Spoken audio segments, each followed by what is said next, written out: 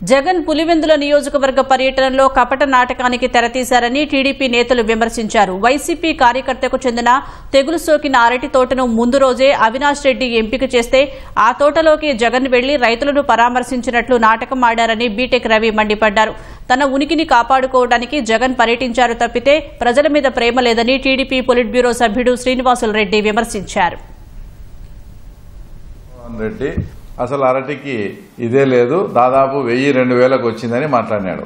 వాస్తవంగా నల్లపురెడ్డిపల్లె గ్రామానికి చెందిన వైఎస్ఆర్సీపీ పార్టీకి పనిచేసిన మండల ఉపాధ్యక్షుడు శివప్రసాద్ రెడ్డి ఆయన చనిపోయినాడు. వాళ్ళ అబ్బాయి పేరు ఉమామహేశ్వరరెడ్డి. ఇదే రెండో గెల 9,000 రూపాయల టన్నుతో వినాడు. అదే ఫస్ట్ గెల 11,000 నుంచి 12,000 రూపాయలు బాక్సులకు నిండా కొట్టారు. అంటే ఇవన్నీ కాకుండా ఒక వైరస్ వచ్చినది మీ పార్టీకి చెందిన దానికి తోట దగ్గరికి తీసుకుపోయి ఈ రకంగా మాట్లాడడం అనేది ఎంత దారుణమైన విషయం. ఇంకా ఆయన మాట్లాడుతూ మా హయాంలో 30,000 పోయింది అరటి ధర అని చెప్తాడు. ఏ డేటా అయినా తీసుకోండి మీరు, ఆయన 5 సంవత్సరాలు ఆయన హయాంలో 30,000 పోయిందనే మాట అసలు ఇంకా అవాస్తవము. ఏమైపోయినాడు జగన్ ఎక్కడ కనపడలేదని వాళ్ళ కార్యకర్తలంతా అయోమయం అయిపోయి బాధపడిపోతూ ఉన్నారు.